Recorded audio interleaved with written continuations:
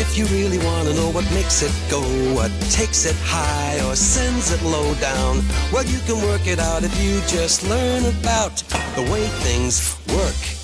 If you really want to know how it can ride or bump and jump or glide and slide, you ought to take a little look inside the way things work and watch the thingamabob that turns the knob, that makes the jigger jig, that turns the thingamajig, that pulls the trigger, that makes the digger dig. If you really want to know how it can fly without a wing or string to tie with, you'll find the same simple rules apply with the way things work.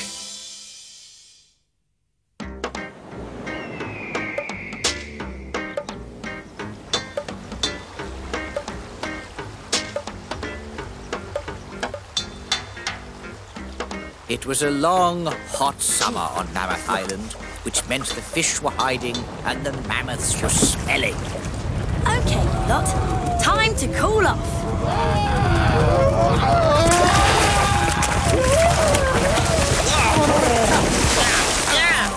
Find somewhere else to play. You spoiled our picnic. So, this is where you two got to. It's your turn to clean the mammoths. No way. You know how dangerous that is?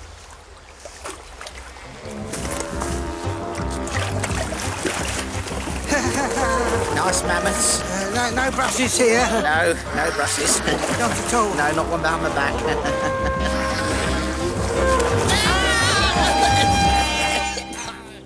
As the long, hot summer progressed, even I had noticed the ever-increasing stench of the mammoths and agreed with Olive that it was time to try and do something about grooming them. But this was not an easy task. In fact, it was one that would need a lot of ingenuity. What's all this for, then? Everything we need to build a mammoth drying machine by the looks of it, Troy. I know. It's for after they've had a bath. A bath? Oh, no! Is it that time of the year again? I'm afraid so, Auntie Brenda. Ah, well, if we must, we must. Come on, then. Let's make a drying machine. Is this what we want, Olive? Yes, I think so. What's this, then, Olive? It says it's going to be a sort of feather wheel. I thought we were washing them, not tickling them. What? Are they going to laugh themselves dry? Oh, that's a bit heavy. Oh, what's this for, Olive? I think it's important. The inventor said it's an axle. Axle? What's an axle? Let's find out. Finished. Excellent. Well done, everyone. That was the easy bit. What do you mean, Pilbeam? We've still got to wash the mammoth. There are many ways to get a mammoth into water. Unfortunately, this was not one of them. This wasn't going to work either.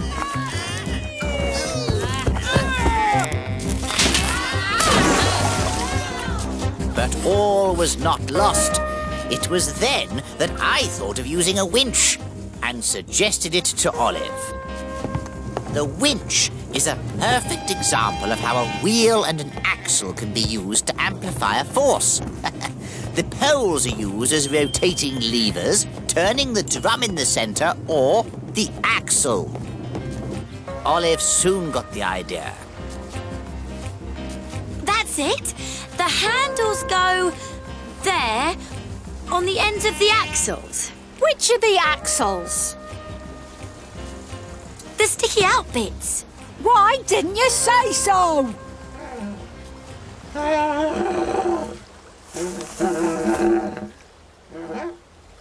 Ready? Ready! Now!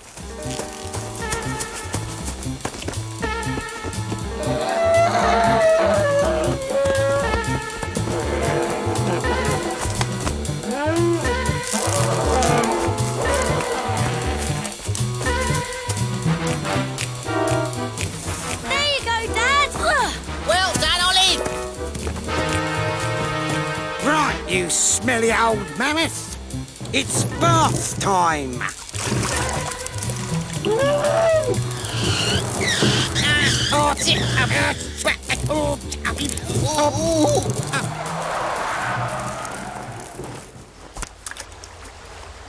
That might work, Olive. Watch how the ends of the poles move in large circles. Each turn pulls in a short length of rope, wrapping it in a smaller circle around the axle.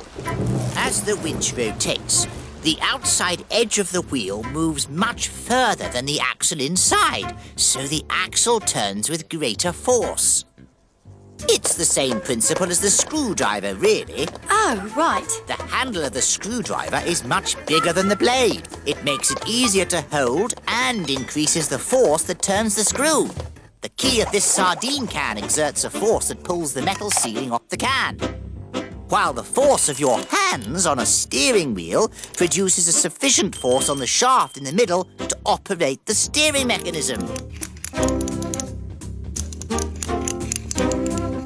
The use of water was one of the first ways of harnessing power, you know, Olive. The force of the water flowing along the river is magnified through the axle, powering this shaft, which, through a system of gears and cogs, is used to turn the stones to grind corn.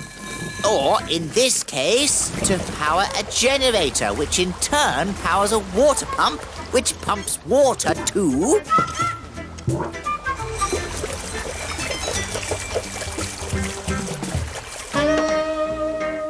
these power hoses. Now! And off. OK, now it's time to get our drying machine working. Finally! I thought we'd never use it. I'll get a ladder. You get the air curlers. Right you are. The machine had attracted the attention of the islanders, which was fortunate because they would be needed to help operate it. Right, let's get on with it.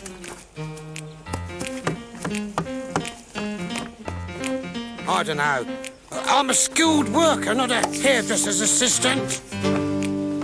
Don't make much difference when it comes to mammoths. True enough. Oh. It's very kind of you all to help. Hurry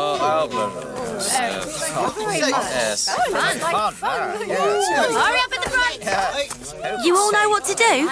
Yes. Well, do it then. Hurry up at the front.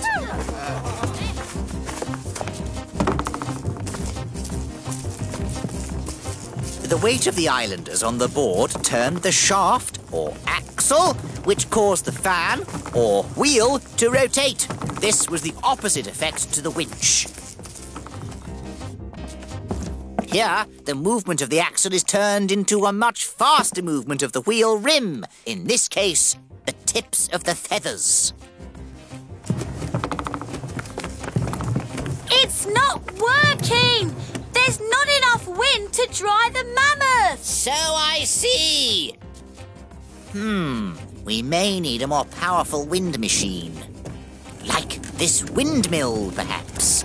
A windmill works rather like a watermill. The big sails here are blown by the wind and rotate like a big wheel. The power is carried through this axle to a brake wheel and then through a system of gears to rotate these grindstones and grind the corn.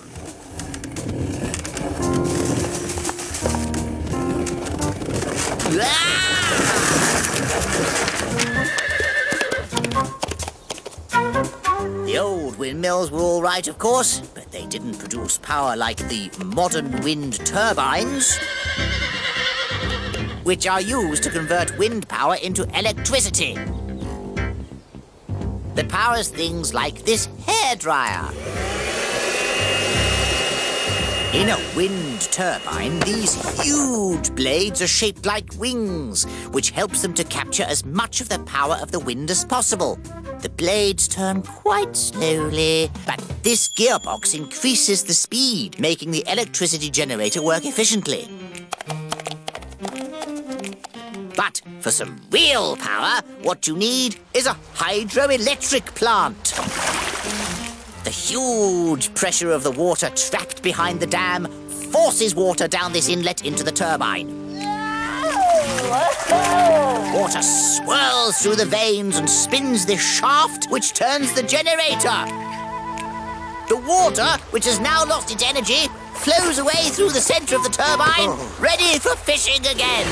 Yes, for real mammoth drying power, you can't go wrong with a hydroelectric plant.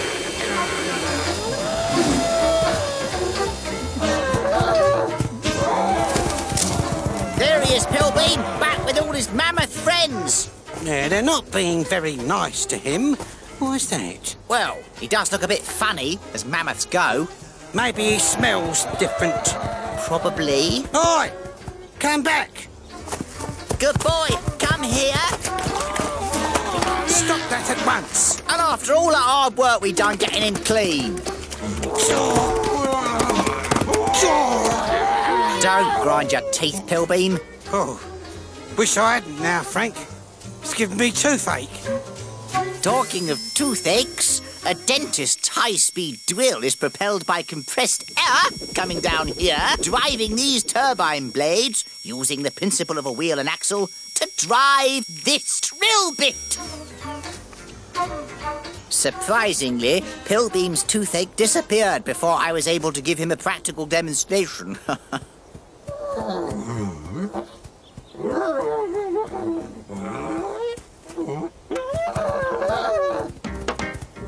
Well, I never. Seems to have done the trick, though, doesn't it? They're all friends again. Maybe we should have just let him be all smelly and muddy after all. Maybe you're right, Olive. It is a mammoth's natural state, after all.